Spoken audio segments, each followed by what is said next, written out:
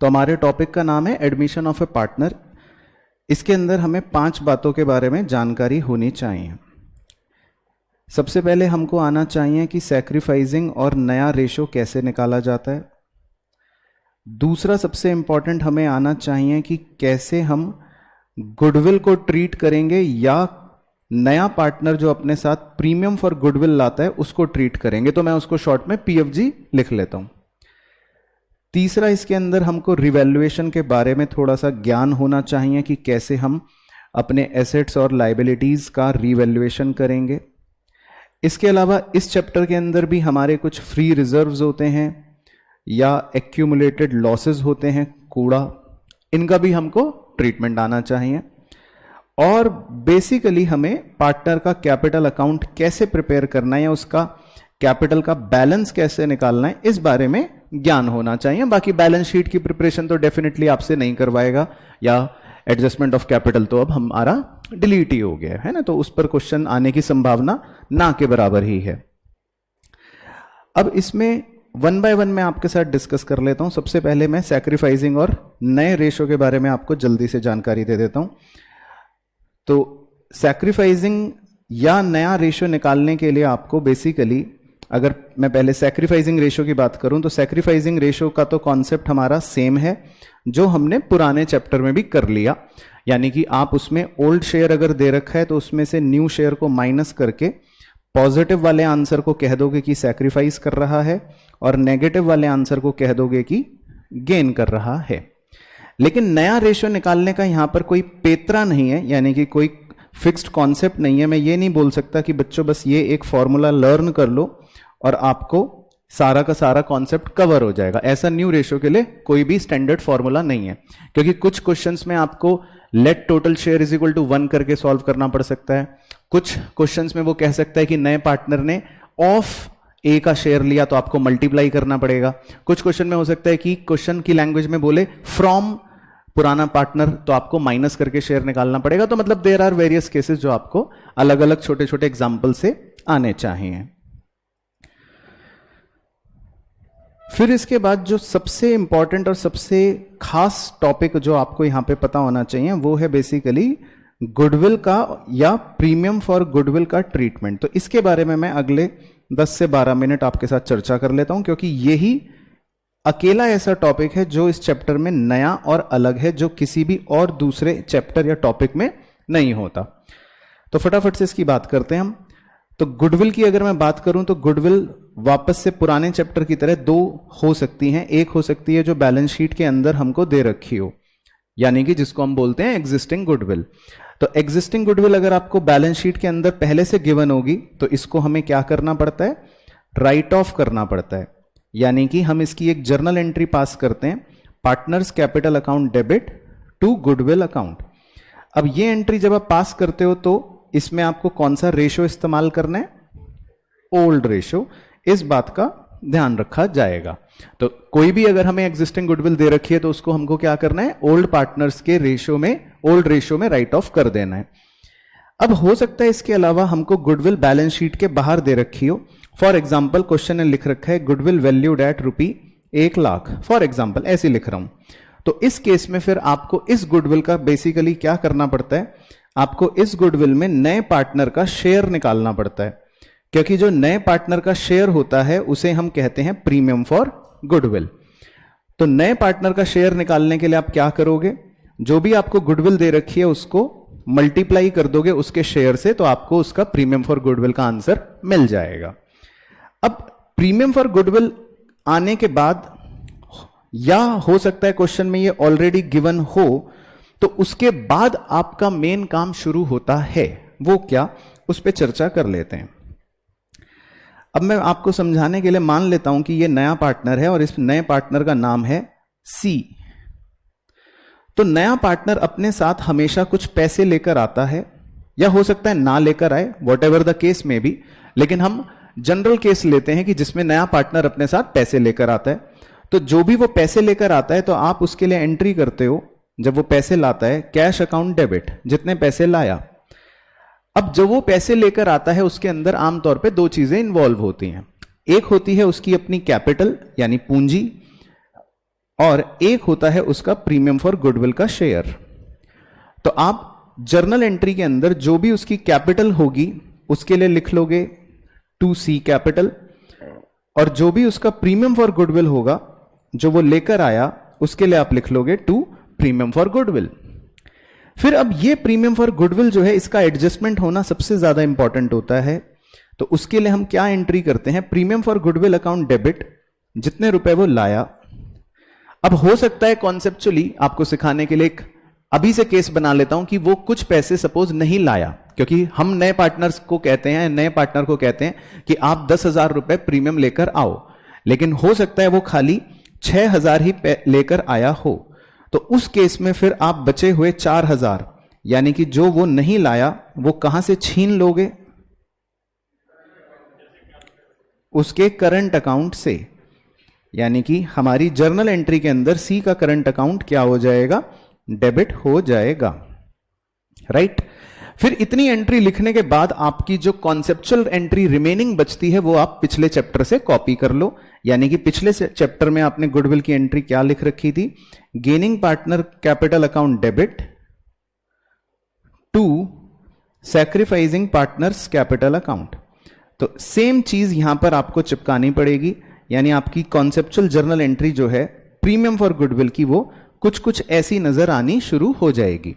तो हम premium for goodwill को पार्टनर्स के बीच में एडजस्ट कर देते हैं। यानी कि premium for goodwill account debit, जितने रुपए वो लाया, सी या नया पार्टनर करंट अकाउंट डेबिट, जितने रुपए वो नहीं लाया। उसके बाद गेनिंग पार्टनर अगर कोई होगा इफ एनी तो उसको भी हम डेबिट कर देंगे, और जो भी हमारे सैक्रिफाइसिंग पार्टनर्स होंगे उनको हम क्रेडिट कर देंगे। बाकी गेनिंग और सैक्रिफाइसिंग पार्टनर्स के अमाउंट निकालने का फंडा आपको सिखाई रखा है। जो भी गुडविल दे रखी होगी उसको आप मल्टीप्लाई कर दोगे गेन या सैक्रिफाइस के शेयर से, जो भी सवाल में सॉल्व करके आ रहा होगा। अब इसमें और भी कुछ केसेस हो सकते हैं। हो सकता है ये बोला हो कि नया पार्टनर गुडविल को यानी प्रीमियम फॉर गुडविल को प्राइवेटली पे कर रहा है। तो अगर ऐसा लिखा है कि नया पार्टनर गुडविल को प्राइवेटली पे कर रहा है तो आप क्या एंट्री करोगे, नो एंट्री, क्योंकि उस केस में फिर हम कुछ भी नहीं करेंगे। हो सकता है लिखा हो कि नया पार्टनर जो प्रीमियम फॉर गुडविल या अपने कैपिटल के पैसे लाया वो पैसों के फॉर्म में नहीं लाया, वो काइंड की फॉर्म में लाया। काइंड का मतलब होता है कि वो अपने घर से कुछ एसेट्स लेकर आ गया। मान लेते हैं वो अपने घर से बिल्डिंग ले आया, फर्नीचर ले आया, स्टॉक ले आया, डेटर्स ले आया, कुछ भी ले आया, लेकिन कैश नहीं लाया। तो उस केस में आपकी जो पहली एंट्री मैंने आपको ऊपर लिखवाई थी, जिसमें मैंने आपको कहा था कि नया पार्टनर अपने घर से पैसे लाता है, तो इस बार आपको पैसे को डेबिट नहीं करना पड़ेगा। यानी इस बार आप कैश अकाउंट को डेबिट नहीं कर सकते। रीजन बीइंग, क्योंकि वो इस बार पैसे नहीं लाया, इस बार वो क्या लेकर आया है, एसेट्स लेकर आया है। तो आप यहां पे एसेट्स को डेबिट करने की बजाय जो भी वो अलग अलग एसेट्स अपने घर से लाया होगा उन अलग अलग एसेट्स को आप यहां पर डेबिट कर दोगे, और बाकी आपकी एंट्री जो है वो सेम एज यूजुअल चलेंगी आगे जो हमने ऊपर डिस्कस करी। तो बस एक छोटा सा ट्विस्ट क्या आएगा, कैश अकाउंट डेबिट की बजाय आपको सन्ड्री एसेट्स अकाउंट को डेबिट करना पड़ेगा। फिर हो सकता है क्वेश्चन एक एडिशनल पॉइंट ये बोल दे कि प्रीमियम फॉर गुडविल जो है वो पार्टनर्स ने विड्रॉ कर लिया है। तो इसका मतलब होता है कि पुराने पार्टनर्स की पत्नियों का घर से फोन आया और उनकी पत्नियों ने उन्हें कहा कि आपको जो पीएफजी के पैसे मिले उन्हें अब विड्रॉ करके घर ले आओ। तो उस केस में फिर हमको एक एडिशनल ड्राइंग्स की एंट्री और करनी पड़ती है, और ड्राइंग्स की एंट्री आप जानते हो क्या होती है, partners capital account debit to cash account. तो ये हमारी एडिशनल एंट्री तभी होगी ओनली इफ क्वेश्चन स्पेसिफिकली बोल रहा होगा कि प्रीमियम फॉर गुडविल को विड्रॉ किया जा रहा है। तो अगर आप टेक्निकली प्रीमियम फॉर गुडविल के अलग अलग केसेस को एक बार फिर से देख लो तो आपको समझ आ जाएगा कि नया पार्टनर जो अपने साथ पैसे लाता है उसमें दो बातें हो सकती हैं, या तो उसकी कैपिटल या उसका प्रीमियम फॉर गुडविल। मेन आपके लिए सेकेंड एंट्री है कि प्रीमियम फॉर गुडविल को कैसे एडजस्ट करना है, पीएफजी अकाउंट डेबिट जितने रुपए वो लाया, करंट अकाउंट डेबिट अगर वो कुछ नहीं लाया, और उसके बाद पुराने चैप्टर की एंट्री चिपका दी, gaining partner account debit to sacrificing partner capital account. फिर अगर लिखा है प्राइवेटली पे करा तो कुछ नहीं करेंगे, अगर लिखा है वो एसेट्स लेकर आया तो कैश की जगह हम एसेट को डेबिट कर देंगे, और अगर लिखा है कि पार्टनर ने कुछ पीएफजी विड्रॉ कर लिया तो आपको एक एडिशनल एंट्री विड्रॉ की और करनी पड़ेगी। तो ये हमारा कॉन्सेप्ट हो गया गुडविल का। फिर उसके बाद इसी में एक स्पेशल केस होता है कि कई बार क्वेश्चन के अंदर हमें ना तो गुडविल की वैल्यू दे रखी होती है और ना ही प्रीमियम फॉर गुडविल की वैल्यू दे रखी होती है, यानी कि ना आपके पास गुडविल ऑफ द फर्म है और ना आपके पास नए पार्टनर का शेयर है, प्रीमियम फॉर गुडविल है। तो बच्चे को लगता है ठीक है, जब क्वेश्चन ने नहीं दिया तो मैं क्यों निकालूं, लेकिन आप फंस सकते हो क्वेश्चन के जाल में। हो सकता है उस क्वेश्चन के अंदर कोई हिडन गुडविल हो, या इनफैक्ट हिडन गुडविल होगी ही। तो हिडन गुडविल के आपको स्टेप्स पता होने चाहिए। स्टेप नंबर 1 होता है टोटल कैपिटल। टोटल कैपिटल निकालने के लिए आप नए पार्टनर की कैपिटल लेते हो और उसको किससे मल्टीप्लाई करते हो, उसके शेयर के रेसिप्रोकल से, रेसिप्रोकल ऑफ हिज शेयर, यानी कि नए पार्टनर के जो भी शेयर होगा उसके रेसिप्रोकल से आप मल्टीप्लाई करते हो। फॉर एग्जांपल नए पार्टनर का शेयर है 2/5, तो आप किससे मल्टीप्लाई कर दोगे, 5/2 से। नए पार्टनर का शेयर है 3/7, तो आप किससे मल्टीप्लाई कर दोगे, 7/3 से।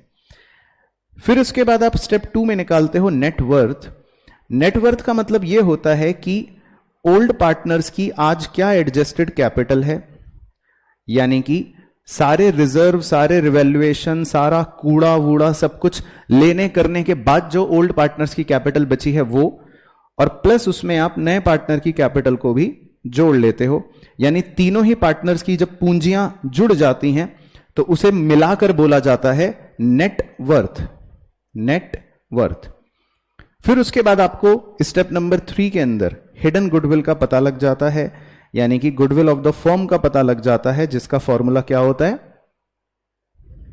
स्टेप 1 माइनस स्टेप 2, यानी टोटल कैपिटल माइनस नेटवर्थ। और फिर उसके बाद जब आपको गुडविल ऑफ द फर्म का पता लग गया तो फिर आप प्रीमियम फॉर गुडविल का भी पता लगा सकते हो। आपको सिर्फ गुडविल ऑफ द फर्म को मल्टीप्लाई करना होगा नए पार्टनर के शेयर से, तो फिर आपको फाइनली प्रीमियम फॉर गुडविल पता लग जाएगा। उसके बाद की आगे की जर्नल एंट्री सेम हो सकती है। ठीक है, तो ये थे वेरियस केसेस या बातें प्रीमियम फॉर गुडविल या गुडविल को लेकर। फिर उसके बाद आपका जो नेक्स्ट टॉपिक है revaluation of assets and liabilities.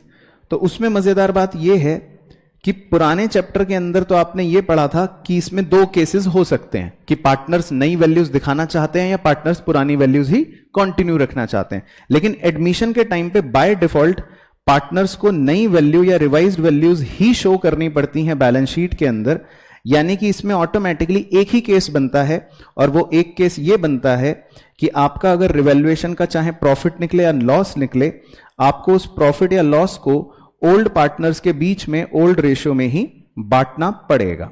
और रिवैल्यूएशन का प्रॉफिट या लॉस कैसे निकलता है उसमें आप ऑलरेडी चैंप हो पुराने चैप्टर के। उसके बाद नेक्स्ट है रिजर्व, यानी कि चॉकलेट, या कूड़ा, यानी कि एक्यूमुलेटेड लॉसेस। तो पुराने चैप्टर में रिजर्व या चॉकलेट या एक्यूमुलेटेड लॉसेस या कूड़े को लेकर भी 2 केसेस होते थे कि या तो पार्टनर्स उन्हें डिस्ट्रीब्यूट करना चाहते हैं या फिर पार्टनर्स चाहते हैं कि हम डिस्टर्ब ना करें। लेकिन एडमिशन के टाइम पर बाय डिफॉल्ट सिर्फ एक ही केस होता है कि चॉकलेट हो या कूड़ा, ये हमेशा डिस्ट्रीब्यूट ही करा जाएगा। और डिस्ट्रीब्यूट करने का मतलब है कि ये ओल्ड पार्टनर्स के बीच में ओल्ड रेशियो में बांट दिया जाएगा। और बांटने की एंट्री या राइट ऑफ की एंट्री में आप क्या हो, चैंप, पुराने चैप्टर के। तो इसीलिए ये भी हो गया सेम। फिर इसमें स्पेशल रिजर्व्स की भी अगर मैं बात करूं, चाहे वर्कमैन कॉम्पनसेशन रिजर्व हो या इन्वेस्टमेंट फ्लक्चुएशन रिजर्व हो, यानी कि जो वो मटके होते थे कि मजदूर का हाथ कट जाए या इन्वेस्टमेंट की वैल्यू में कोई गिरावट आ जाए, तो उसमें अलग अलग केसेस हो सकते हैं जिसमें आप ऑलरेडी क्या हो, चैंप, पुराने चैप्टर के। फिर उसके बाद लास्टली इसमें हमको जो बात समझ में आनी चाहिए वो ये कि पार्टनर्स के कैपिटल अकाउंट कैसे प्रिपेयर करते हैं, या मेनली पार्टनर्स के कैपिटल बैलेंसेस कैसे निकालते हैं। तो उसमें कोई रॉकेट साइंस नहीं है, उसमें सिंपल सा आपको क्या ध्यान रखना है, जो आपने चैप्टर 1, चैप्टर 2 वगैरह वगैरह में ऑलरेडी पार्टनर्स कैपिटल अकाउंट बनाए हैं, यानी कि जहां जहां भी आप पार्टनर को क्रेडिट कर रहे होंगे वो क्रेडिट में पोस्ट कर दोगे, और जहां जहां भी आप पार्टनर को डेबिट कर रहे होंगे तो डेबिट में पोस्ट कर दोगे। तो कैपिटल अकाउंट बनाना जो है वो वैसे सिंपल है, लेकिन कैपिटल बैलेंस को आप जल्दी और डायरेक्टली कैसे निकाल सकते हो उसका मैं फिर से यहां पर एक फॉर्मूला लिख देता हूं जो हमने पुराने चैप्टर में भी डिस्कस करा था। जो भी हमारे पार्टनर की ओपनिंग कैपिटल दे रखी है उसमें आप सारे के सारे वो आइटम्स जोड़ लो जो आप पार्टनर को क्रेडिट कर रहे हो। फॉर एग्जाम्पल आप उसको शायद रिजर्व का शेयर क्रेडिट कर रहे होंगे, हो सकता है आप उसको रिवैल्यूएशन प्रॉफिट का शेयर क्रेडिट कर रहे होंगे, हो सकता है आप उसको कोई और प्रॉफिट क्रेडिट कर रहे होंगे, तो वो सारी चीजें आप ऐड कर लोगे और जो भी चीज आप पार्टनर को डेबिट करते हो वो सारी चीजों को आप माइनस भी कर सकते हो, तो आपका फाइनल कैपिटल बैलेंस या क्लोजिंग कैपिटल बैलेंस आ जाएगा। और डेबिट आप किन चीजों को कर रहे होंगे, हो सकता है एग्जिस्टिंग गुडविल के लिए आपने डेबिट कराओ, हो सकता है कोई कूड़ा हो फिक्टिशियस एसेट उसके लिए आपने उनको डेबिट कराओ, या हो सकता है कोई रिवैल्यूएशन का लॉस हो उसके लिए आपने उनको डेबिट कराओ। तो जिन भी चीजों के लिए पार्टनर को आपने डेबिट करा है वो आप माइनस कर दोगे तो आपका कैपिटल का बैलेंस आ जाएगा। बाकी बैलेंस शीट या कैपिटल एडजस्टमेंट हमसे एग्जाम में करवाएगा नहीं, तो इसीलिए उसके बारे में आप ज्यादा चिंता करना मत। तो अगर शॉर्ट वे में समराइज करूं एडमिशन की पूरी समरी, तो ना तो आपको इसमें चिंता, ना आपको इसमें चिंता, ना आपको इसमें चिंता, सिर्फ आपको किसमें चिंता करनी है, ट्रीटमेंट ऑफ गुडविल को लेकर या treatment of premium for goodwill को लेकर। और थोड़ी सी प्रैक्टिस करनी है आपको क्या निकालने की, रेशियोज निकालने की, यानी कि नए रेशियो निकालने की। तो ये था पूरा कार्यक्रम। आइए जी, तो सबसे पहले इसमें पहला क्वेश्चन जो है बेसिकली वो एक केस बेस्ड क्वेश्चन है जिसमें 3 क्वेश्चंस हमारे इन्वॉल्व हैं, क्वेश्चन 1 2 3। तो पढ़ते हैं। क्वेश्चन कह रहा है, read the text carefully and answer the following question. Ram and Lakshman are partners in a firm with equal ratio. तो 2 पार्टनर्स हैं जिनका रेशियो बराबर है, उनकी एक बैलेंस शीट दे रखी है हमको, तो आप बैलेंस शीट को एक बार नजर मार लो कि क्या बैलेंस शीट में आपको कोई काम की चीज नजर आ रही है। तो किसी बच्चे को बैलेंस शीट में कोई काम की चीज नजर आ रही है? एक तो चॉकलेट यानी जनरल रिजर्व, तो इसको मैं हाईलाइट कर लेता हूं। तो ये चॉकलेट जो है ये हमें राम और लक्ष्मण के बीच में ही डिस्ट्रीब्यूट करनी पड़ेगी 1:1 में। और एक हमें एग्जिस्टिंग गुडविल नजर आ रही है बैलेंस शीट में 40,000, तो इस एग्जिस्टिंग गुडविल को भी हमें राम और लक्ष्मण के बीच में राइट ऑफ करवानी पड़ेगी ओल्ड रेशियो में, ठीक है।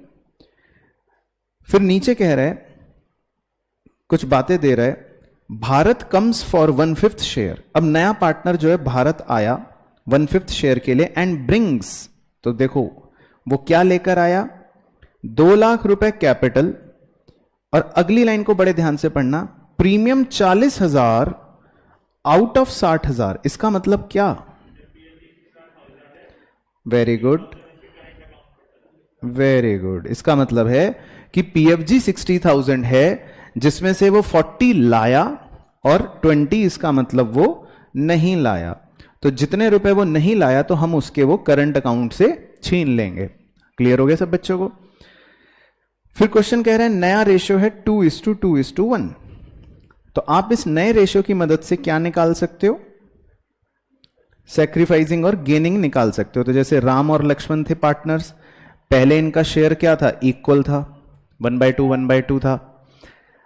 लेकिन अब नया शेयर दे रखा है 2:2:1, तो इसका मतलब 2/5 2/5 1/5 भरत का।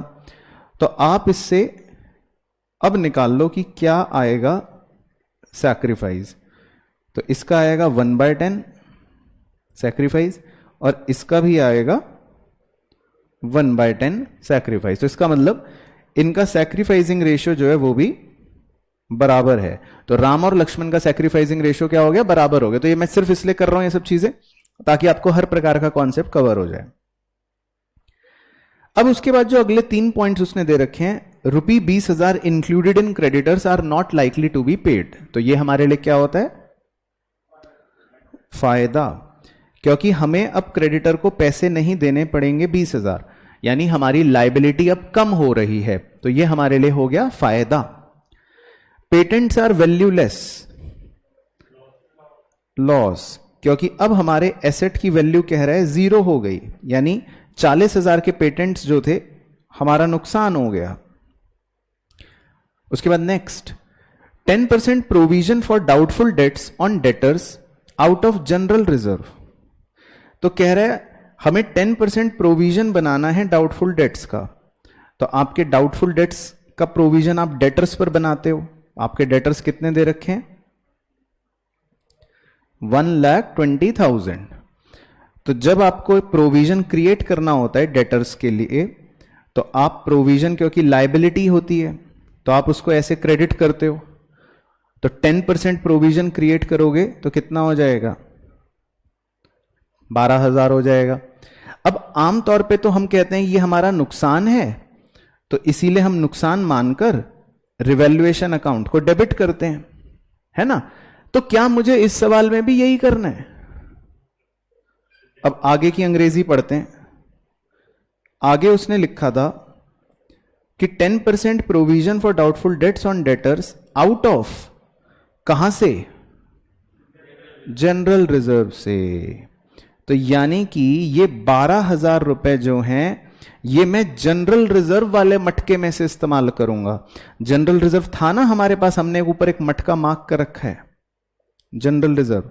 तो कह रहा है इसमें से 12,000 निकाल के प्रोविजन बना दो।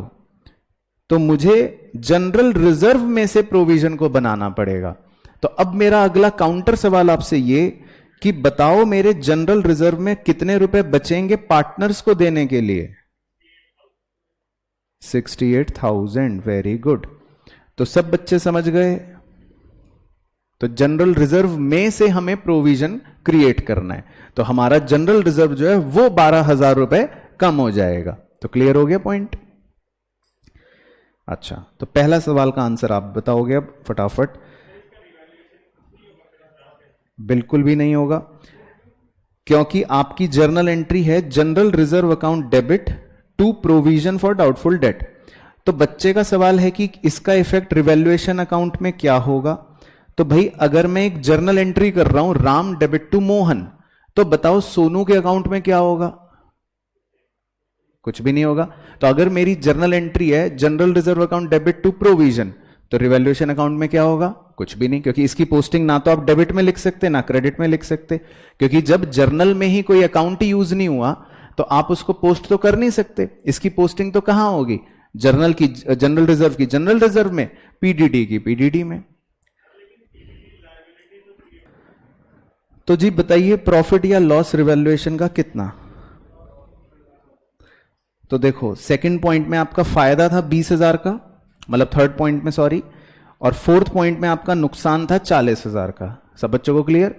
तो 20 का फायदा 40 का नुकसान, तो क्या आंसर आएगा? Loss 20 B. सही। तो loss 20 is the correct answer. इसके बाद है जी क्वेश्चन नंबर 2 इसी कहानी का। If the old ratio is equal and the new ratio is also equal, then what would be the sacrificing ratio? तो वो हमने निकाल ही लिया था 1:1 कोने में उधर राम और लक्ष्मण का सैक्रिफाइसिंग रेशियो हमने कितना निकाला था? 1:1। तो ये एप्लीकेशन तो हम पहले ही कर चुके। उसके बाद तीसरा, what was the total bank account at the end of the transactions? अब ये आपको बुद्धि लगानी है। कह रहे बताओ बैंक अकाउंट क्या होगा सारी बातों के होने के बाद। तो बहुत ही सिंपल है, सवाल में ही देख लेते हैं। भाई हमारे पास बैंक में कितने बैलेंस रखे हुए हैं एक बार देखो, 80,000 रुपए रखे हुए हैं। ठीक है, यहां तक ओके हो गया। अब नया पार्टनर अपने साथ कितनी कैपिटल के पैसे लाया? 2 लाख। तो 2 लाख रुपए जोड़ दो, कितना हो गया? 2,80,000 हो गया। फिर वो अपने साथ प्रीमियम ऑफ और गुडविल के कितने लाया? 40 लाया, वो भी जोड़ दो तो कितने हो गए? 3,20,000 हो गए। सबको क्लियर है? किसी को परेशानी तो नहीं है? बस, और तो कहीं पे पैसे की बात नहीं हुई लाने ले जाने की? नो। तो बस हमारा आंसर क्या हो गया? सीधा सीधा 3,20,000। तो बस ये आ गया जी हमारा आंसर। तो क्लियर हो गए तीनों क्वेश्चन? चलो, तो हमको क्वेश्चन कुछ भी पूछ सकता है, ये इसमें हमने देख लिया। चलो एक और करेंगे 3 नंबरी इसी तरह का केस स्टडी। अब इसमें कह रहे हैं, read the text carefully and answer the following question. On the same date C is admitted as partner on the following terms। तो इसमें बैलेंस शीट जो है वो हमको दे नहीं रखी, तो क्वेश्चन में थोड़ा सा मिसप्रिंट है, तो इसको मैं भी कुछ पार्ट इसका इग्नोर करवा दूंगा, तो आप चिंता ना करना। तो पहला पॉइंट में कह रहा है A gives 1/3 of his share while B gives 1/10 from his share to C. तो ये हमारे लिए पॉइंट बेकार हो गया, क्योंकि क्वेश्चन में मिसप्रिंटिंग है, उसमें ए और बी के शेयर हमको पुराने वाले नहीं पता। लेकिन फिर भी आपको सिखाने हेतु, सिर्फ आपको सिखाने हेतु, अगर मान लो ए और बी के पुराने शेयर्स होते 3:2 फॉर एग्जाम्पल होते, तो आप कैसे सॉल्व करते अगर आपको निकालना पड़ता कि सी का नया शेयर क्या है, तो उसकी मैं चर्चा कर लेता हूं। तो जैसे लिखा है A gives 1/3 of his share, तो ऑफ का मतलब होता है कि आपको ए के शेयर में से 1/3 को मल्टीप्लाई करके फिर माइनस करना पड़ेगा। तो ए जो है वो कितना सैक्रिफाइस करेगा, इतना सैक्रिफाइस करेगा। और बी के लिए लिखा होता B gives 1/10 from his share, तो आप बी के लिए सीधा सीधा बस माइनस ही कर देते 1/10, क्योंकि बी ने अपने शेयर में से 1/10 दिया होता। तो मैंने ये इसलिए डिस्कस कर लिया सो दैट आपको क्लैरिटी हो जाए। अच्छा, second point, goodwill is valued at 2 years purchase of the average profit of the last 5 years which does not bring his share of goodwill in cash. तो इस पॉइंट को भी हम नहीं कर सकते मिसप्रिंटिंग की वजह से, क्योंकि हमारे पास पिछले 5 साल के एवरेज प्रॉफिट नहीं है। ठीक है ना, तो मैं इसको छोड़ रहा हूं। तो फोर्थ पार्ट को मैं स्किप कर रहा हूं ड्यू टू लैक ऑफ या इनएडिक्वेट इंफॉर्मेशन। उसके बाद चलो फिफ्थ आपसे पूछ लेता हूं, क्योंकि ये थ्योरी में भी पूछ सकता है। The given balance of profit and loss account will be debited in, कहां डेबिट करते हैं, किस पार्टनर्स को डेबिट करते हैं, ओल्ड पार्टनर्स को डेबिट करते हैं। किस रेशियो में डेबिट करते हैं, ओल्ड रेशियो में डेबिट करते हैं। ठीक है, तो इसका सही ऑप्शन बन गया ऑप्शन ए। बाकी सिक्स्थ हम कर नहीं सकते क्योंकि क्वेश्चन में सफिशिएंट इंफॉर्मेशन नहीं है, तो इसको भी मैं स्किप कर देता हूं। तो नेक्स्ट केस स्टडी डिस्कस कर लेता हूं आपके साथ, question number 7 to 10। Read the text carefully, तो ये ध्यान से पढ़ना अब आपके लिए है। Sterling Enterprises is a partnership business with Ryan Williams and Sania as partners engaged in production and sales of electric items and equipment. Their capital contribution were 50 lakh, 50 lakh, 80 lakh. ठीक है, with the profit sharing ratio of 5:5:8। तो इसका मतलब ये अपने capital के ही ratio में profit को बांट रहे हैं। As they are now looking forward to expanding their business, it was decided that they would bring sufficient cash to double their respective capitals. तो इन्होंने सोचा कि हम घर से और पैसे लाएंगे ताकि हमारी कैपिटल्स डबल हो जाए। This was duly followed by Ryan and Williams. तो रयान भी लेकर आ गया, विलियम्स भी लेकर आ गया, परंतु due to unavoidable reasons Sania could not do so, Sania नहीं ले आ पाई पैसे। And ultimately it was agreed that to bridge the shortfall in the required capital a new partner should be admitted. तो इसीलिए यह सोचा कि एक नए पार्टनर को एडमिट कर लो जो who would bring the amount that Sania could not bring. तो जितने रुपए सानिया नहीं ले पाई उतने हम नए पार्टनर से मंगवा लेंगे। यहां तक क्वेश्चन समझ आ रहा है। And that the new partner would get a share of profits equal to the half of Sania's share, which would be sacrificed by Sania only. तो सबको सवाल समझ आ रही है। Consequent to this arrangement, मतलब इसके बाद इजाज was admitted, एक और नया पार्टनर पांचवा इजाज भी एडमिट हो गया। And he brought in the required capital and ₹30,000 as premium for goodwill। और उसके बाद इजाज जो है वो रिक्वायर्ड कैपिटल लेकर आया और 30,000 रुपए प्रीमियम फॉर गुडविल लेकर आया। तो स्टोरी समझ आ गई। चलो, तो अब मैं आपसे पूछूंगा, अब तो ये बिल्कुल सवाल हार्डकोर आप ही के लिए है। तो पहले आपको निकालना है मेरे लिए रयान विलियम सानिया इजाज का न्यू प्रॉफिट शेयरिंग रेशियो। चलो तो निकालें। चलो ठीक है, तो इससे ज़्यादा समय नहीं लगना चाहिए था। तो वेरी वेरी सिंपल, मतलब इसको तो क्या, इससे ज़्यादा सिंपल तो अगर भगवान कुछ देना भी चाहे तो भी नहीं होगा भाई। पुराना रेशो वैसे तो था 5:5:8, तो उसने लिखा था कि सान्या ने, अकेली ने अपने शेयर का आधा किसको दे दिया, एजाज को दे दिया। तो अब नया रेशो अगर मैं सीधा वैसे ही सॉल्व थोड़ी ना करके दिखाने की जरूरत है, तो कितना हो जाएगा। अब सान्या के पास आधा बचेगा भाई। सान्या के पास पहले कितनी रोटियां आती थी, सान्या पहले कितनी रोटी खाती थी, 8 रोटी खाती थी। तो ये भी 5 खा रहा है, ये भी 5 खा रहा है, सान्या 8 रोटी खाती थी। तो सान्या अकेली ही आधा एजाज को दे रही है, तो अब सान्या के पास कितनी बचेंगी रोटी, 4, और एजाज को मिल जाएंगी 4। तो आप इसको, तो मेरे पूछने से पहले आपका आंसर इसमें आ सकता था 5:5:4:4, ठीक है ना। तो सीधा सीधा आ गया, बाकी सही ऑप्शन बन गया ऑप्शन नंबर सी। चलो इसके बाद है नंबर 8, तो ये भी आप जल्दी बताएंगे। What is the amount of capital brought in by the new partner Ejaz.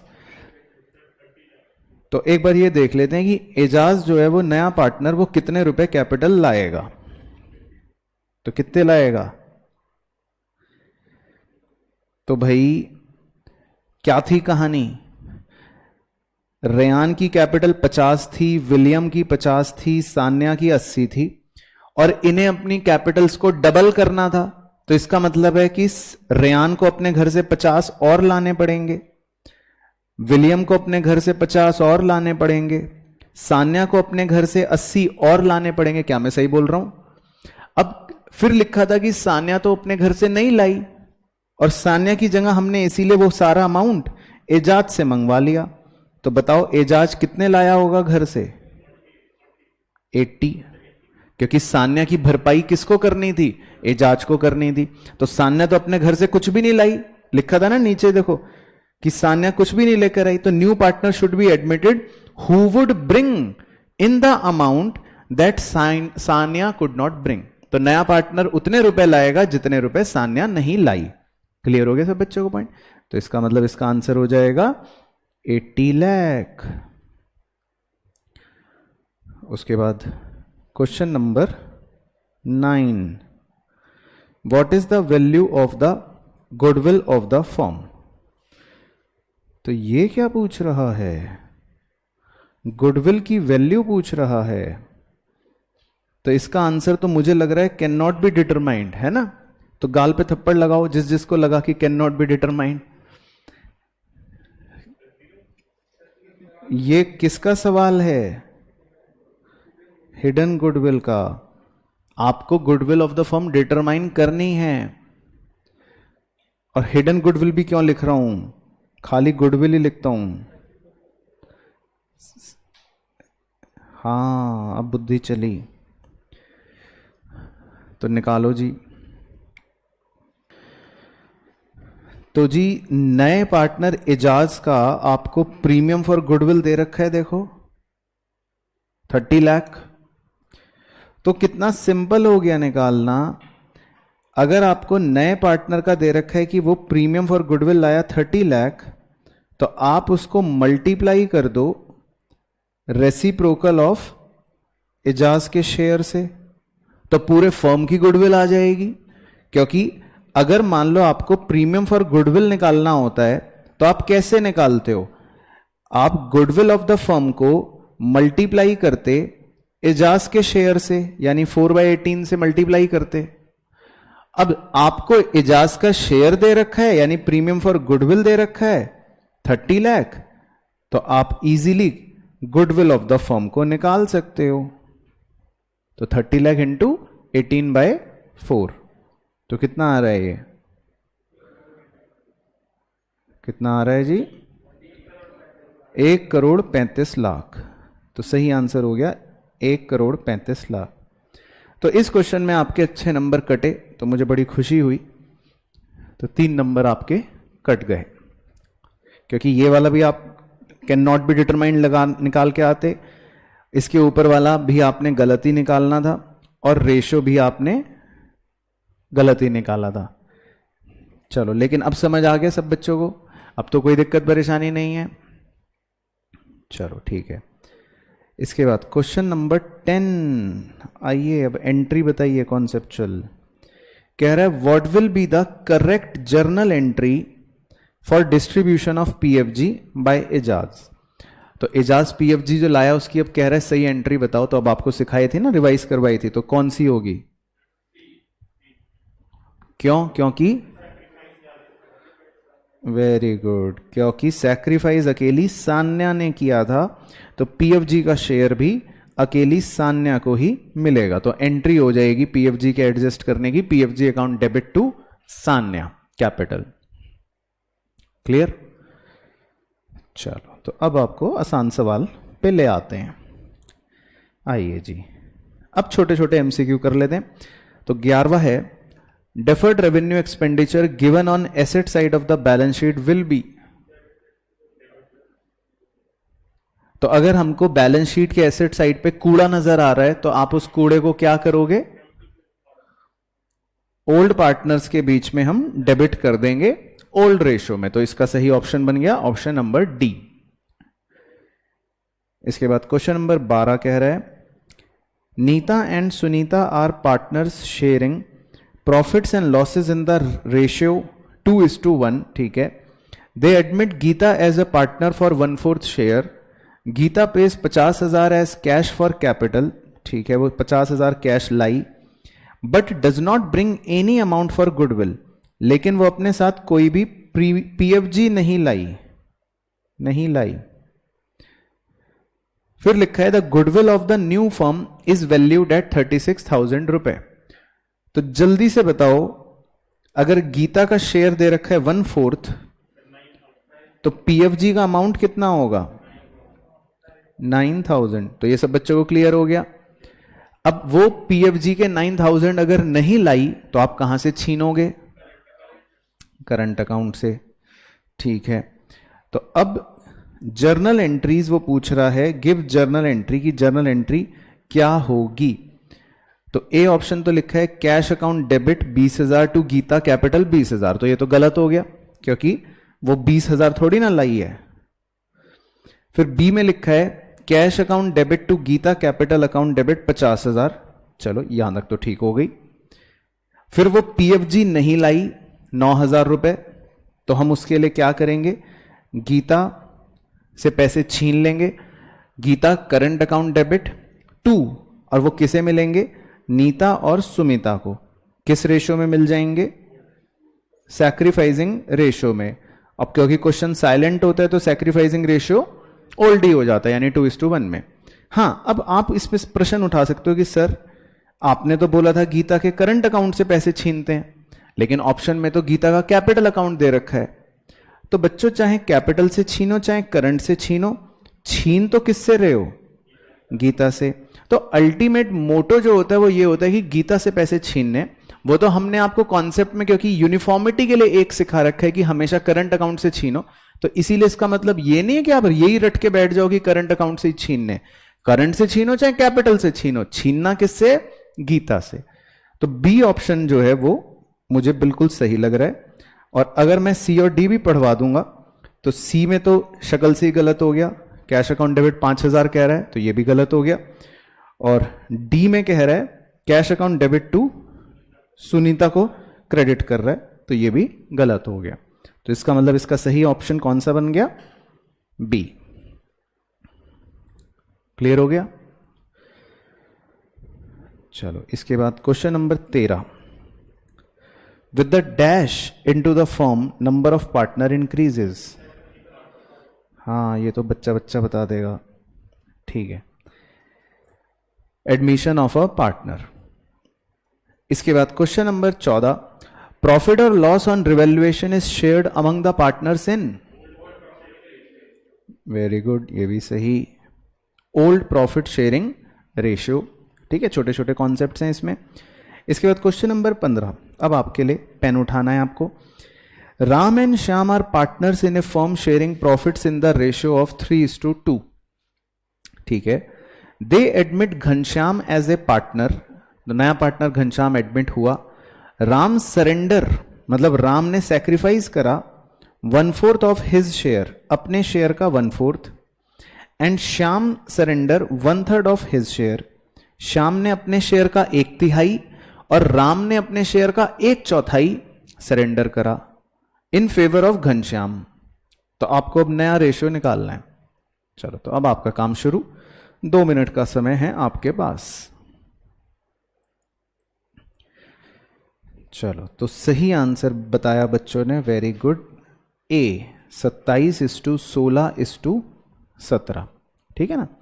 तो ब्रीफ क्या है मैं फिर दोबारा बता देता हूं। तो राम जो सैक्रिफाइस कर रहा है वो अपने शेयर का 1/4 कर रहा है, तो आप राम में से ये माइनस कर देना, और श्याम जो है वो अपने शेयर का 1/3 सैक्रिफाइस कर रहा है, तो श्याम में से आप ये माइनस कर देना, और घनश्याम में दोनों चीजों को ऐड करके कॉमन एलसीएम बना के जब आप रेशियो निकाल लोगे तो ए ऑप्शन आ जाएगा सही। चलो क्वेश्चन नंबर 16 पढ़ें। Kamal and Rahul are the partners in a firm sharing profits and losses in the ratio 7:3। They admit Kaushal as a partner for 1/5 share. Kaushal acquires his share from Kamal and Rahul in the ratio 3:2. तो इसका मतलब ये 3:2 क्या ratio दे रखा है? Sacrificing ratio. The goodwill of the firm has been valued at 25,000 रुपए. Kaushal paid 10,000 privately to Kamal and Rahul as his share of goodwill. What should be the journal entry? क्यों तो इतने समझदार हो गए आप, चलो वेरी गुड। तो क्योंकि प्राइवेटली पे करा तो इसमें होगी no entry will be passed. तो बस मजे आ गए, कोई टेंशन नहीं। इसके बाद क्वेश्चन नंबर 17 में कह रहे A and B sharing profits and losses in the ratio 2/3 1/3, मतलब 2:1। C as a partner giving him 1/4 share, C को हम 1/4 शेयर दे रहे हैं। The new profit sharing ratio will be, तो आप मुझे ऐसे ही बता दो कि नया प्रॉफिट शेयरिंग रेशियो क्या आएगा। ए और बी का शेयर था 2/3 1/3, और C नया पार्टनर जो है वो 1/4 शेयर के लिए आ रहा है। तो ए का मतलब 1/2 1/4 1/4, पक्का श्योर, लॉक कर दें, सॉल्व भी तो कर लें। तो ए और बी का शेयर था कितना 2:1, और लिखा है सी जो है नया पार्टनर आ रहा है 1/4 शेयर के लिए। तो आपको कैसे सिखा रखा है कहानी कि लेट टोटल शेयर को 1 लेट कर लो, तो अगर C 1/4 शेयर के लिए आ रहा है तो रिमेनिंग कितना बच गया 3/4, तो वो रिमेनिंग 3/4 आप A और B को दे दोगे, वो रिमेनिंग 3/4 आप A और B को दे दोगे, बाकी C को तो 1/4 मिल ही रहा है। तो ये हो गया 6/12 3/12, और C को भी नीचे 12 बनाने के लिए मैं 3/3 से गुना कर लेता हूं, तो ये भी हो गया 3/12। तो ABC का नया रेशियो कितना हो गया 6:3:3, यानी कि शॉर्ट कर दें तो 2:1:1। तो 2:1:1 का मतलब क्या लिखा हुआ है 1/2 1/4 1/4, है ना। 2:1:1 को आप फ्रैक्शन में देख लो हर पार्टनर का, तो क्या होगा 2/4 1/4 1/4।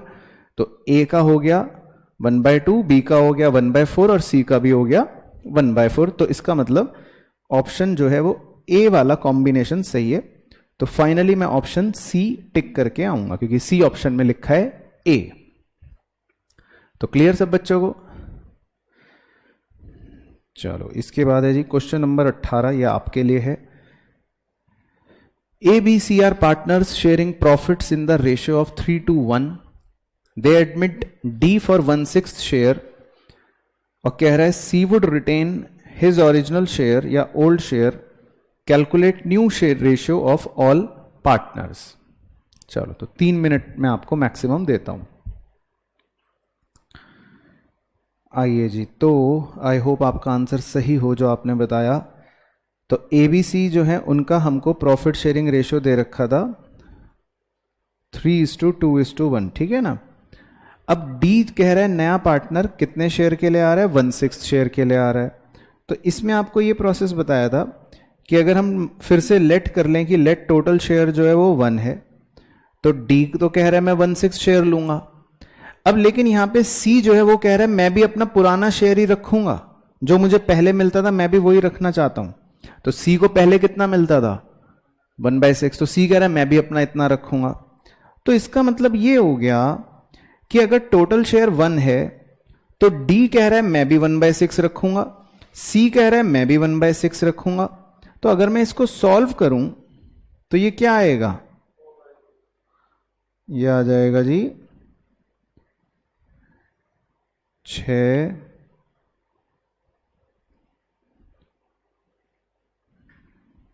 4/6, यह आ जाएगा 4/6। तो इसका मतलब ए और बी जो हैं अब सिर्फ उनके लिए रिमेनिंग 4/6 बचा हुआ है। तो क्या मैं सही बोल रहा हूं, इसका मतलब ए और बी के लिए कितना बचा हुआ है, सिर्फ 4/6 बचा हुआ है। तो ये ए और बी का 4/6 मैं उनके आपसी रेशो में बांट दूंगा, क्योंकि ए और बी का आपस में क्या रेशो था, अगर आप ऊपर देखो ए और बी का आपस में क्या रेशो था, 3:2। तो ये जो बचा हुआ हिस्सा है ये ए और बी को किस रेशो में मिल जाएगा, 3:2 में मिल जाएगा। बाकी सी कह रहा है मैं तो 1/6 लूंगा ही, और डी भी कह रहा है मैं 1/6 लूंगा ही। तो आप जब इस पूरे को सॉल्व करोगे तो ए का हो गया 12/30, बी का हो गया 8/30, और इन दोनों का नीचे 30 बनाने के लिए 5/5 5/5 से गुना कर देता हूं, तो ये हो गया 5/30, ये भी हो गया 5/30। तो क्या आ गया ए बी सी डी का रेशियो, 12:8:5:5, है ना। तो ये आ जाएगा आंसर। तो ये भी मैंने आपको अपने कॉन्सेप्चुअल एग्जांपल्स में करवा रखा है, तो इसीलिए मैंने कहा था आपको नए रेशियो पे थोड़ा फोकस करना पड़ेगा। तो सही आंसर आ गया ऑप्शन डी। चलो question number 19, the incoming partner can not acquire his share of profits. पढ़ें ऑप्शन और बताएं सही कि नया पार्टनर जो है यानी इनकमिंग पार्टनर जो है वो अपने शेयर का प्रॉफिट नहीं एक्वायर कर सकता, किससे, अंग्रेजी पढ़ के, फ्रॉम वन और मोर पार्टनर्स तो कर सकता है, from the old partners in their old profit sharing ratio भी कर सकता है, from the old partners in their new profit sharing ratio, ये नहीं कर सकता, क्योंकि जब वो आ रहा है तो नया रेशियो तो आने के बाद निकलेगा ना, तो वो पहले से थोड़ी ना वो उनको कह सकता है कि मैं आपसे एक्वायर करूंगा नए प्रॉफिट शेयरिंग रेशियो में, क्योंकि नया रेशियो तो उसके आने के बल्कि बाद निकलेगा, तो वो नए रेशियो में पुराने पार्टनर से थोड़ी ना एक्वायर करवा लेगा। तो ये अंग्रेजी गलत हो गई, तो इसीलिए आंसर बन गया ऑप्शन सी। चलो question number 20, the balance in investment fluctuation fund after meeting the loss on revaluation of investment at the time of admission will be transfer to. मटके का बैलेंस आप कहां ट्रांसफर करोगे, वेरी गुड, सिंपल, सही answer, old partners capital account में, सही, ठीक है। उसके बाद क्वेश्चन नंबर 21, थोड़ी सी गणित करनी है, निकाले अपने कलम। Hem and Nem partners in a firm sharing profits in the ratio 3:2, their capitals were 80 and 50, ठीक है। They admit Sam on 1 January as new partner for 1/5 share in future profits। तो नया पार्टनर सैम एडमिट हो रहा है 1/5 शेयर के लिए। Sam brought 60,000 as his capital, Sam अपने साथ 60,000 रुपए लेकर आया। With what amount names capital account will be credited, तो आप नेम को कितने रुपए क्रेडिट करोगे। बहुत ही बेहतरीन सवाल, ये एग्जाम में आ जाए तो 10 में से 9 बच्चे छोड़ के आएंगे या गलत करके आएंगे। चलो तो पहले आप करेंगे फिर मैं चेक करूंगा, कर लें चेक। तो जी आपको इसमें ये पता लगाने के लिए कि एन को कितने रुपए क्रेडिट होंगे, पहले ये तो पता लगाना पड़ेगा ना कि नए पार्टनर यानी सैम की पीएफजी कितनी है, तभी तो वो पीएफजी एच और एन को मिलेगी ना पुराने वालों को। तो अब इसमें पीएफजी तो दे नहीं रखी, तो आपको इसमें क्या करना पड़ेगा, हिडन गुडविल का कॉन्सेप्ट लगाना पड़ेगा। तो पहले आप टोटल कैपिटल निकाल लोगे, उसका फॉर्मूला क्या था, नए पार्टनर की कैपिटल यानी 60,000 into reciprocal of his share यानी 1/5। तो आपका स्टेप 1 का आंसर कितना आ गया, 3 लाख। तो आज हमने कॉन्सेप्ट में रिवाइज भी करवाया था आपको।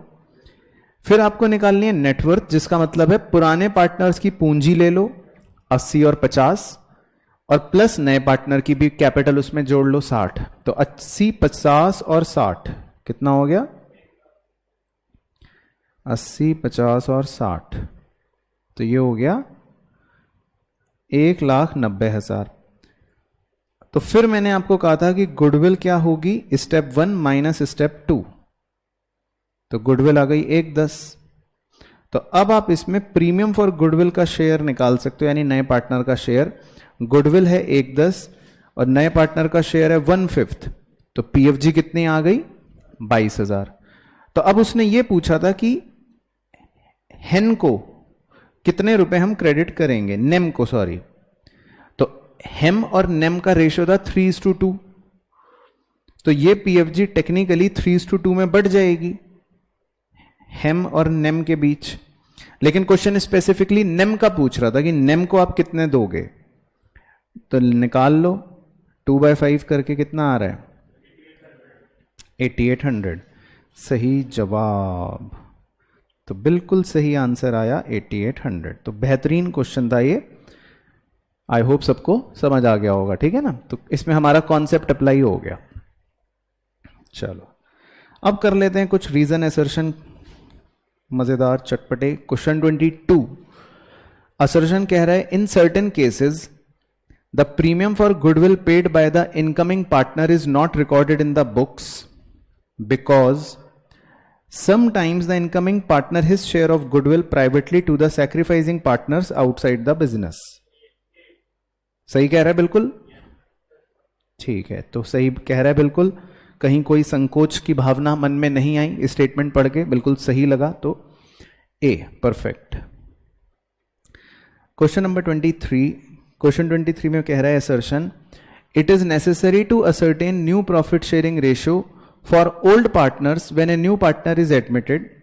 कह रहा है नया रेशियो निकालना आपको बहुत जरूरी है जब नया पार्टनर आएगा, because new partner acquires his share from the old partners which reduces old partners share in profits। सही, क्योंकि ऐसा बिल्कुल सही है, नया पार्टनर जब आता है तो पुराने पार्टनर से ही वो अपना शेयर एक्वायर करता है, तो इसीलिए नया रेशियो निकालना अनिवार्य हो जाता है। परफेक्ट। इसके बाद क्वेश्चन नंबर 24 भी देख लेते हैं। एक असर्शन कह रहा है the balance of memorandum revaluation account is transfer to the partners capital account in old profit sharing ratio. तो ये वाला आप स्किप कर सकते हो पार्ट, क्योंकि मेमोरेंडम रिवैल्यूएशन अकाउंट हमारे कोर्स का पार्ट नहीं है। बाकी ये स्टेटमेंट फॉल्स है, तो मैं खुद ही लिख देता हूं ताकि आपको ये ना लगे कि सर को भी नहीं आता। तो इसका सही आंसर वैसे हो गया डी, लेकिन खैर आपके कोर्स में नहीं है तो इसको हम स्किप की लिस्ट में डाल देते हैं। चलो, तो अब आपको सिंपल तुक्के मारने हैं 5, यानी कि ट्रू फॉल्स। तो सबसे पहले number 1 A, unless agreed otherwise the new profit sharing ratio of old partners will be the same as their old profit sharing ratio.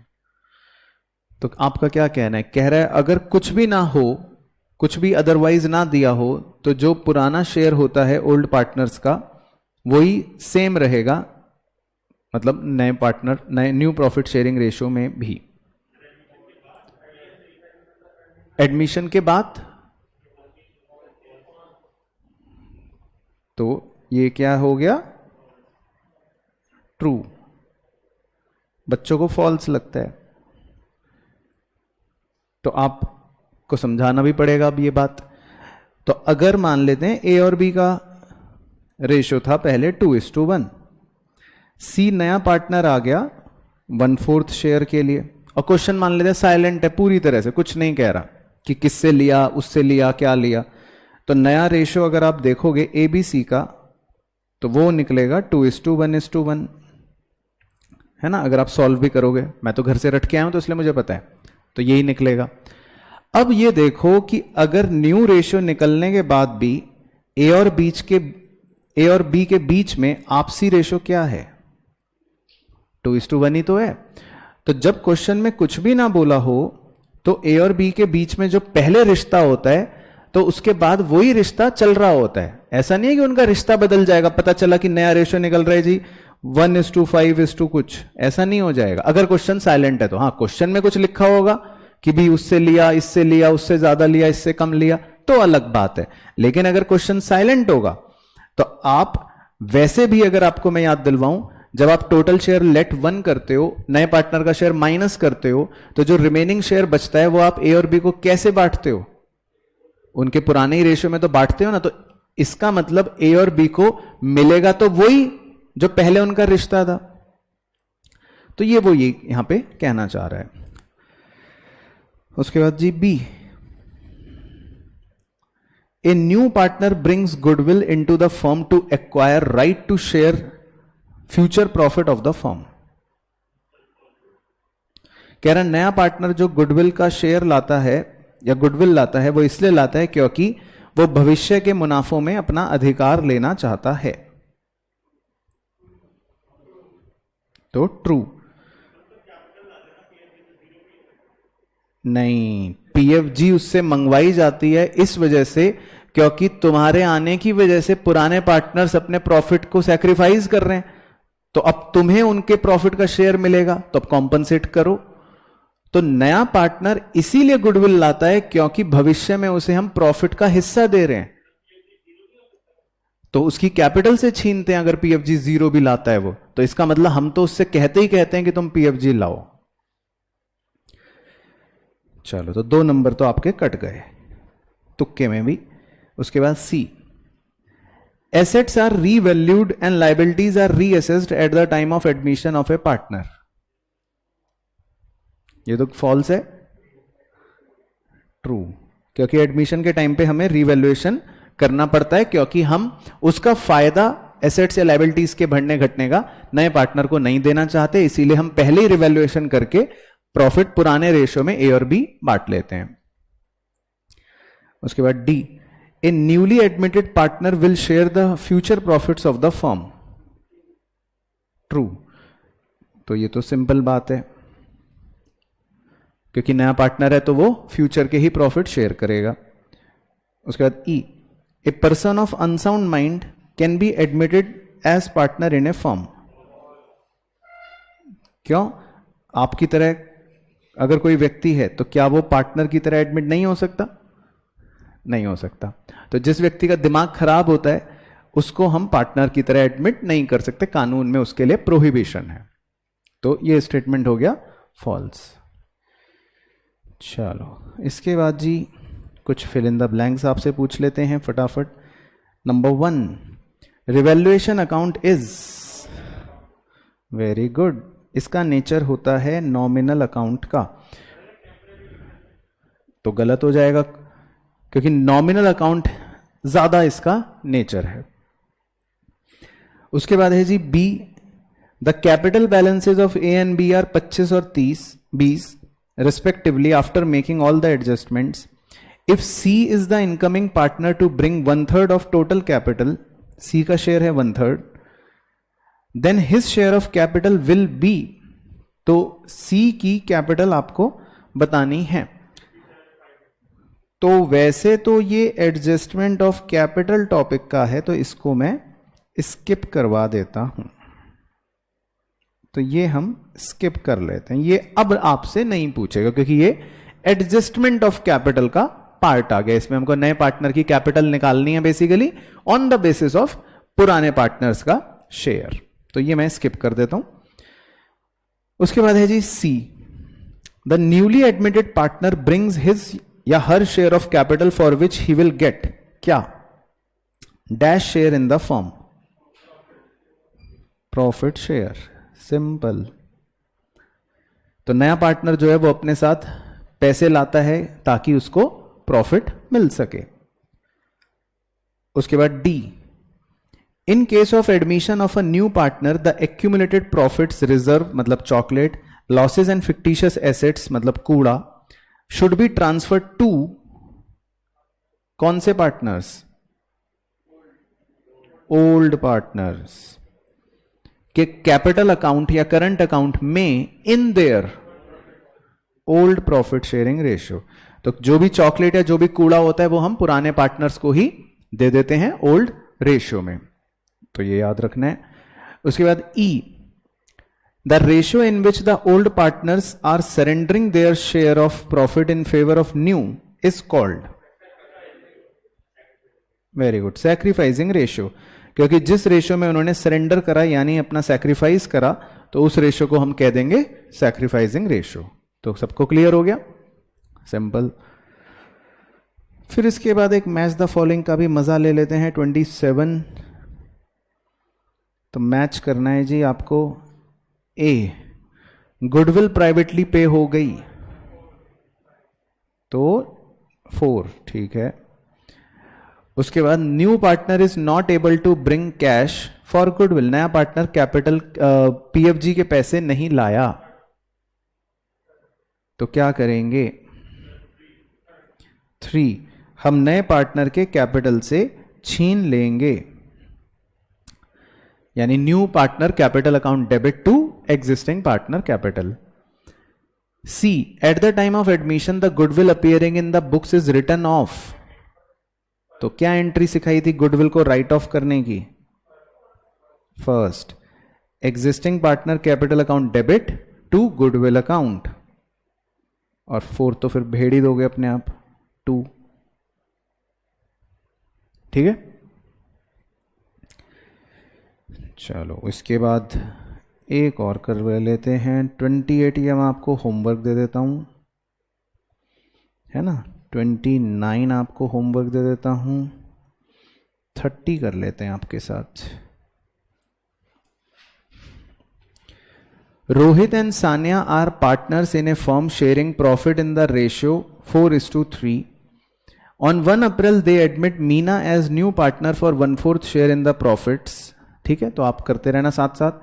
On that date balance sheet of the firm shows a balance of 70,000 in general reserve, तो 70,000 रुपए तो chocolate है, and debit balance of PNL account of 21,000 रुपए का कूड़ा है। चलो तो मैच करना है अब आपको। ए, चॉकलेट में रोहित का शेयर, तो 70,000 में रोहित का शेयर कितना? 40,000। फिर share of Sania in general reserve, तो चॉकलेट में सानिया का शेयर कितना? 30,000, क्लियर। फिर शेयर ऑफ रोहित इन कूड़ा, कूड़े में रोहित का share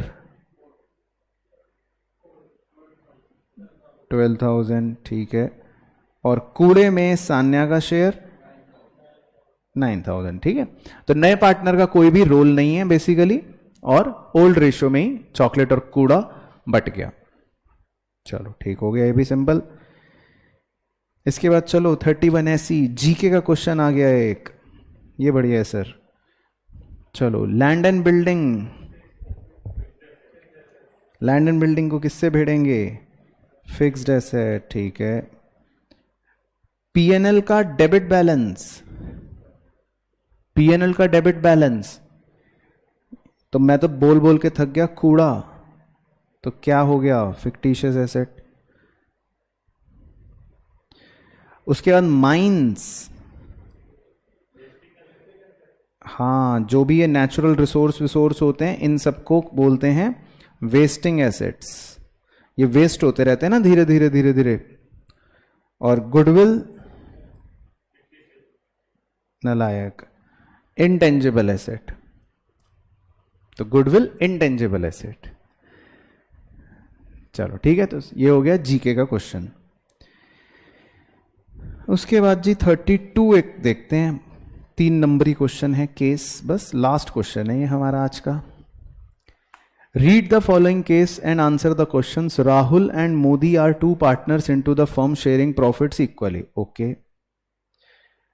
On 1 January, they decide to admit Vikas as new partner into the firm for 1/5 share. तो नया पार्टनर 1/5 शेयर के लिए एडमिट हो गया। Vikas brings ₹10 lakh for his share of capital, ठीक है, and premium for goodwill and cash, ठीक है। Half the goodwill is withdrawn by the partners. कुछ याद आया? स्टार्टिंग में कॉन्सेप्ट में ही सिखाया था कि कभी कभी लिखा होएगा पार्टनर्स ने गुडविल को विड्रॉ भी कर लिया है। Goodwill of the firm is valued on the basis of 1 year purchase of the profits and losses of the preceding 3 years. तो कह रहे गुडविल आपको निकालने के लिए 1 ईयर की परचेज लेनी है और पिछले 3 साल का एवरेज करना है। तो पिछले 3 साल के प्रॉफिट्स के एवरेज क्या हैं, मतलब प्रॉफिट्स क्या हैं? Profits for the last 4 year 6 lakh रुपए 2016 में, 7 लाख रुपए 2017 में, 8 लाख रुपए 2018 में, 15 लाख रुपए 2019 में। चलो, तो पहला क्वेश्चन तो जीके का क्वेश्चन है, बताइए जी। Which of the following is right of Vikas, यानी नए पार्टनर का क्या राइट होता है? पढ़ भी लिया या सीधा तुक्के? वो प्रॉफिट लेगा, वो एसेट लेगा, वो किताबें भी जांच कर सकता है, बिल्कुल सही। तो यानी कि वो सब कुछ कर सकता है। नंबर 2, गुडविल की वैल्यू निकालनी है। चलो, तो ये अब आप निकालो, फिर मुझे बताना कि क्या आ रही है, कैसे निकाली। 3 साल, पिछले 3 साल का एवरेज कर लिया, तो 15 लाख, 8 लाख, 7 लाख बटे 3 और into number of year purchase है 1, तो ये कितना आ रहा है?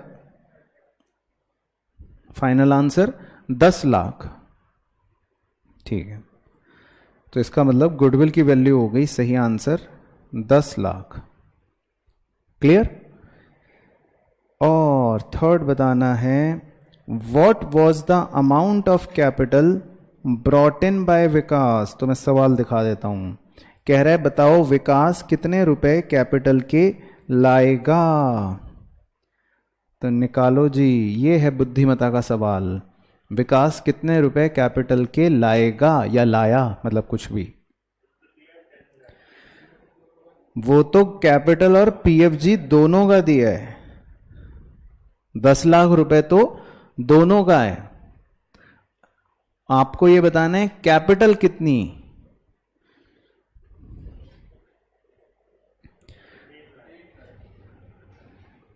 ठीक है, सही, वेरी गुड।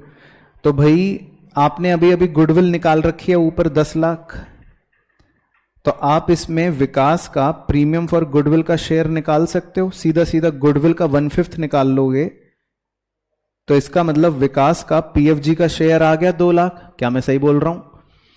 तो जब वो टोटल लाया 10 लाख और उसमें आपको पता है पीएफजी 2 लाख है, तो इसका मतलब उसकी कैपिटल कितनी हो गई? 8 लाख। Very good. तो बस छोटा क्वेश्चन, तो ये हो गया जी 8 लाख। बस एक क्वेश्चन आपको केस स्टडी होमवर्क में 33, वैसे हम ऑलरेडी कर चुके हैं, तो इसलिए ये भी आपका कंप्लीट ही हो गया।